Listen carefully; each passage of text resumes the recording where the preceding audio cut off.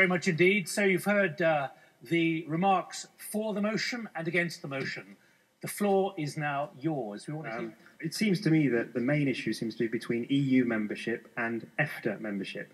And I wonder if the panellists could tell us a bit more about that Swiss and Norwegian option that Dan Hanlon was talking about. The common complaint is that you have to sign up to the rules, but you don't have any say in making them. Is that a good argument for us to stay in the EU or not? Lord Britton. There's been a very good independent study by a distinguished British writer, David Buckham, about the Swiss and the Norwegians and the lessons for the UK. And the conclusion is that would Britain be better off outside the EU with Norwegian and Swiss-style association agreements? And to summarise it, and I think fairly so, the answer is no, because these association agreements increasingly frustrate many Norwegians and Swiss and the EU itself. And so they don't like the fact that they have no say in the making of the rules, but they, in practice, have to implement the rules. And you're getting hot under the collar there. What are the latest polls in Norway and Switzerland then, my lord? I'm afraid I couldn't tell you. Well, allow me to enlighten you then, because they're doing so badly out of it, as you just said, that 80% of Norwegians and 79% of Swiss, with all of these anomalies and imperfections, prefer their current status to full membership. And can you blame them? Look at their GDP, look at their unemployment. You know, the pro-EU campaign in Norway has folded shop. Lord Britton. The fact is that Norway is a democracy, and if in fact the consequences of the situation which they were in now was intolerable, of course they could change it. The reality, though, is that they do have to apply rules which they have no say in creating. Yes, now, about one-tenth as many as we do. I'd like to have a chance to answer you, because the essence of democracy is that you listen to other people, as well as talk yourself. And the fact of the matter is that Norway does not want to change. Now, the important difference is this, that whereas Norway, with all due respect to them, is a small country and may be content to apply rules which they have no say in, I don't believe in this country we would want to do that. Well, the Norwegians have just vetoed the Postal Services Directive because they actually want to keep their post offices open in their rural communities. The Norwegians have redefined their relationship with the European Union. They will put up with some of the rules, but they won't put up with all of the rules. But this idea that somehow life is worse in Norway and Switzerland. I heard Commissioner Pascal Lamy, the Trade Commissioner, say, well, if Britain was to reject the Lisbon Treaty, we would be relegated to a country the status of Switzerland. I thought, well, I don't know.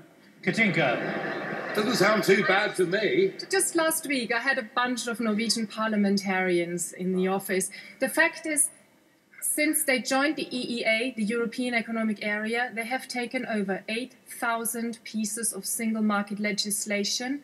The Postal Directive is the first time they have employed their veto. Swayed by the lack of arguments from my old friend Leon Britton, who 40 years ago we campaigned in North Kensington on behalf of the referendum to stay in Europe.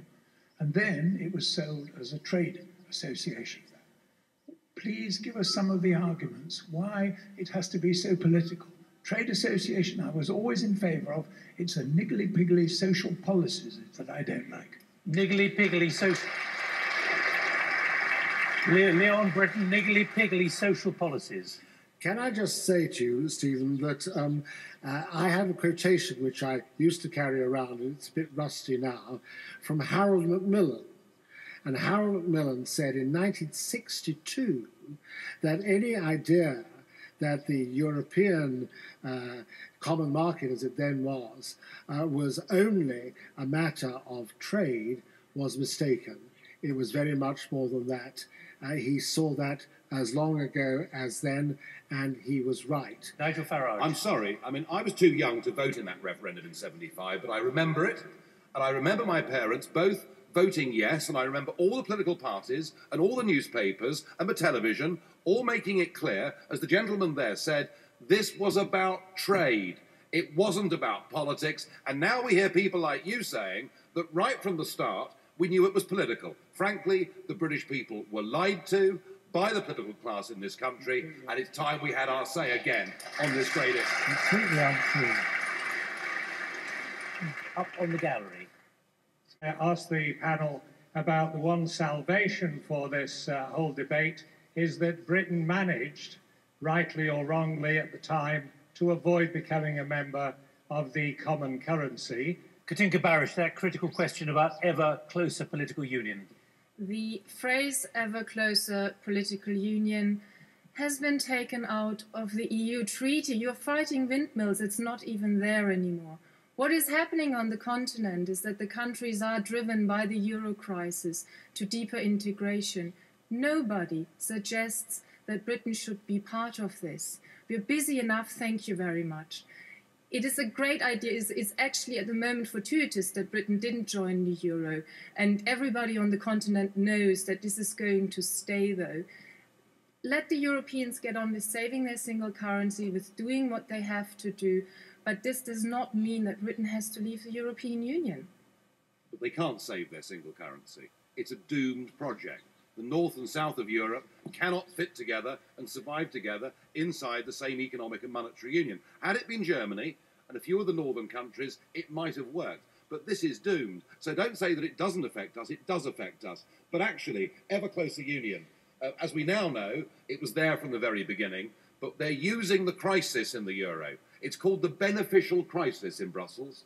It's a phenomenon amongst the bureaucrats, the Leon Britons of this world, that if there is a crisis, you use it to integrate Europe yet more deeply. And they're doing it to a level that I think is fanatical and dangerous, because they're not asking the people in the member states whether they want to give up the ability to set their own budgets and govern their own countries. And that's why you're seeing violence and political extremism on the streets of those Mediterranean countries. If you take away from people their ability to determine their own futures, they will react violently against it. This is now a very dangerous, bad political project, in my view. A little bit of accuracy might help.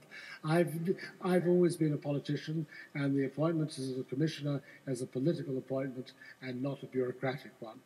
Thank you. Well, we weren't elected. I think that point can't be allowed to go completely unchallenged. It is extraordinary that we concentrate executive and legislative power with 27 commissioners who are invulnerable to public opinion and immune to the ballot box. So, a year ago, in Italy and in Greece, we saw Brussels-backed coups where elected prime ministers were toppled and replaced by bureaucrats who'd never sought office in their life, who headed what were called national governments, but were in fact governments put together for the sole purpose of imposing an agenda which would have been rejected by their people in a general election. There was not one elected politician in Mario Monti's cabinet, not one. He appointed himself finance minister as well as prime minister. But it was a government of technocrats. Meaning to the phrase, it was a government of technocrats. One thing that you two and the Brussels bureaucrats have certainly in common is that you equate the European Union with Brussels.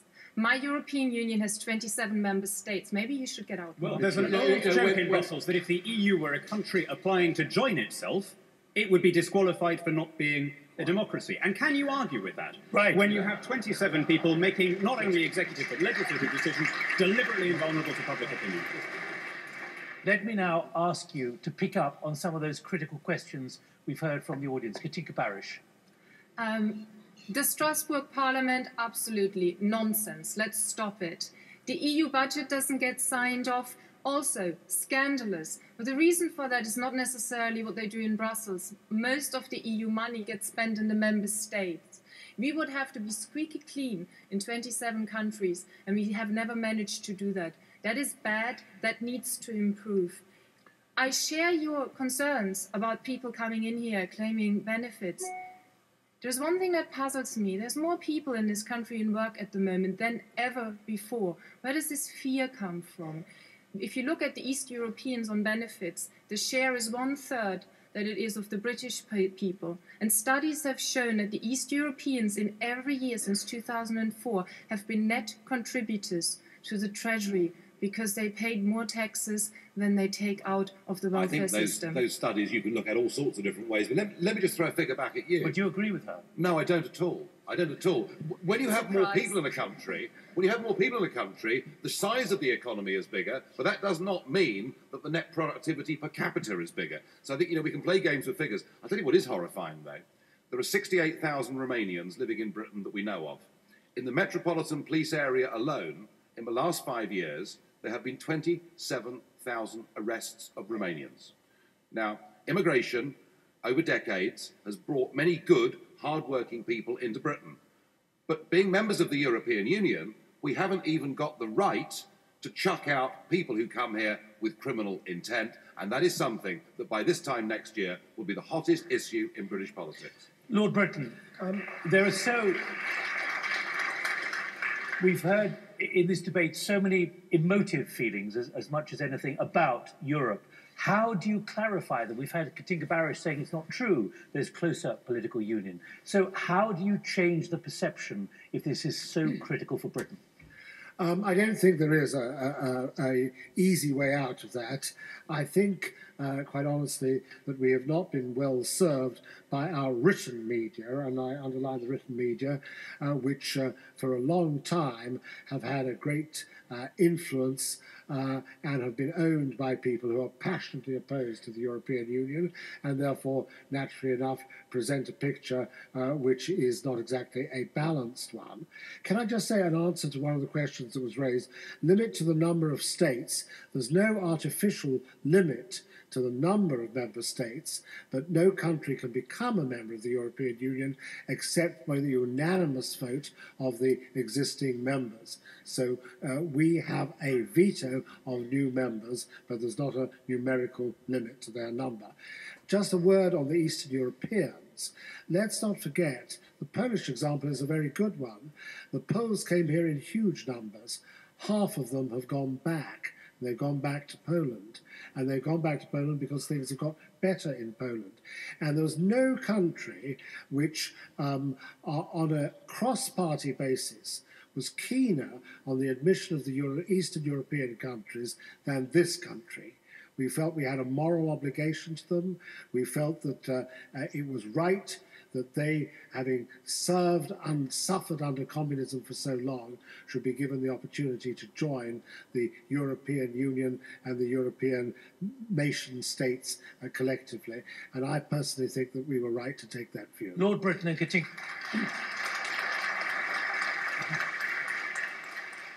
Lord Britton and Katinka Barrish, you heard from the lady at the front, though, a very emotive view about the fear of the impact of migration and European movement, freedom and mobility, which is at the heart of the Union.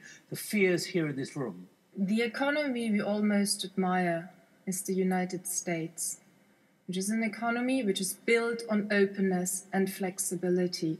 This is also what has made this country great. I fully understand the fears of the access to welfare. Next year, the Bulgarians and the Romanians will have a choice of 26 other countries to go to because all the countries are opening up. There are, at this present point in time, 3 times as many Bulgarians and Romanians in Germany as there are in Britain. Where do you think they're going to go? There are these concerns. People are working together on them. This is not a reason to leave the European Union and shut your doors. Daniel Hannan. What we heard from Lord Britton a moment ago has been the justification of every anti-democratic system in modern times. People are led astray, false consciousness, these wicked anti-European press barons, you're all too stupid to make your minds up, and therefore we can't trust the people. Let me deal with 3 of the points of the many that came. Wait a minute, there's a correction here. I don't mind you disagreeing with me, but I do object to you misrepresenting me, because I didn't actually say what you just now said. It's a debate because of the written media being so hostile. It's a caricature. I didn't say that. I was asked the question, why is opinion not aware of the positive sides of the European Union? And I said that one of the reasons why was because of the ownership of a very substantial portion of the media by people who are very anti-European. Very That's good. So what I say. You accept the correction. Well, that's another way of saying the same thing. You're blaming the messenger. People are not able to understand the full facts because they're being misled by the media. Fine, we put it how you like. Let me, if I may, deal with some of the points that came up. On the cost of the euro, we can see how high that cost is. We can see it measured across the Mediterranean in unemployment, deflation, poverty, and emigration. We can see it in record levels of joblessness. And we can see it in Cyprus in savers additionally being gouged in order to prop up the monetary union, which has now been elevated as an end in itself, more important than the welfare of the people who have to use the euro. In one sentence to answer the lady about Strasbourg, Strasbourg is a symbol of how pointless it is to delude ourselves that we can fundamentally transform the European Union into something it's not. For 40 years, British ministers have solemnly stood up and promised to end the monthly peregrination between the two seats, just as they've solemnly promised to reform their common agricultural policy, just as they've promised to be more generous to third world producers and developing countries. We have got to the point where we can say we gave that our best shot, we tried to change the nature fundamentally, we failed. What is in our gift is how much longer are we going to be part of it?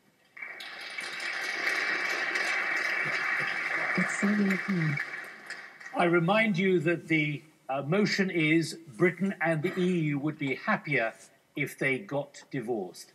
I'll remind you how you voted when you came in to the beginning of this debate. 27% of you didn't know what you felt. 30% of you supported this motion, 43% were against. Well, 22% of you have taken a very clear view. Only 5% of you now are undecided. There has been a dramatic swing. Against, 47%. For the motion, 48%. The motion is carried.